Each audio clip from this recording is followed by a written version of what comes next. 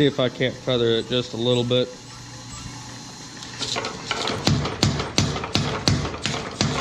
So if you feather it, you can get it to hammer really light, but it's hard to get that to do that once you start off hard.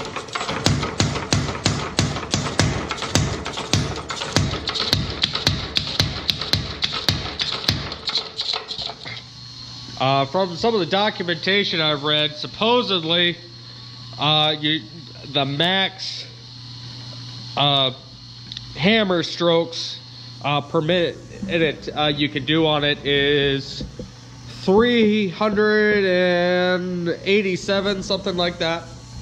That's